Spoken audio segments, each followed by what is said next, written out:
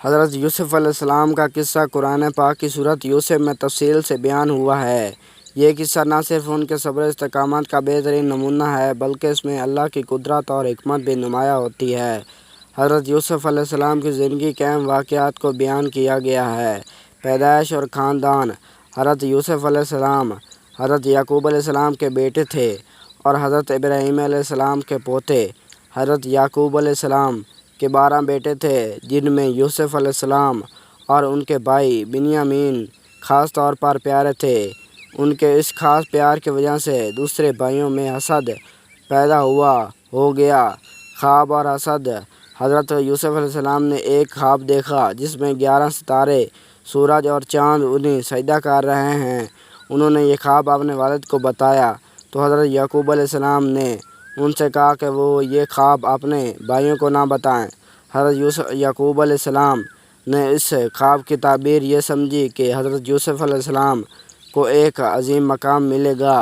بھائیوں کا سازش: یوسف علیہ السلام کے بھائیوں نے ان کے خلاف سازش کی اور انہیں کنویں میں پھینک دیا۔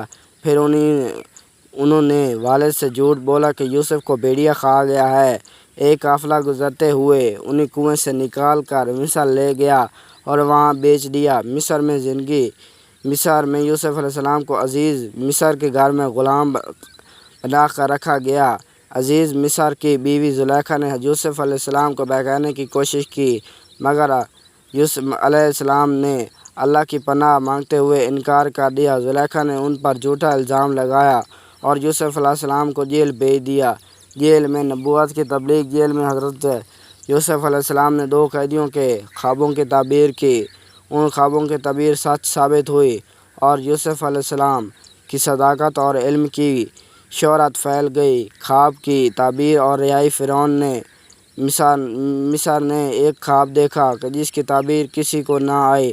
یوسف علیہ السلام نے اس خواب کی تعبیر یہ دی کہ 7 سال تک خوشحالی اور 7 سال تک قحط آئے گی۔ فرعون نے ان کی تعبیر پر یقین کیا اور انہیں جیل سے رہا کر کے خزانے کا نگران بنا دیا۔ بھائیوں سے ملاقات کے دوران: یوسف علیہ السلام کے بھائی اناج لینے مصر آئے۔ یوسف علیہ السلام نے انہیں پہچان لیا مگر اپنی شناخت ظاہر نہیں کی۔ مختلف مواقع پر ان کے امتحان لینے کے بعد یوسف علیہ السلام نے اپنی شناخت ظاہر کی اور ان کو معاف کر دیا۔ پھر حضرت یعقوب علیہ السلام اور ان کا خاندان مصر منتقل ہو گیا۔ اختتام: حضرت یوسف علیہ السلام نے اپنی زندگی میں بہت سے امتحان اور مشکلات کا سامنا کیا مگر ہر حال میں اللہ پر بھروسہ رکھا۔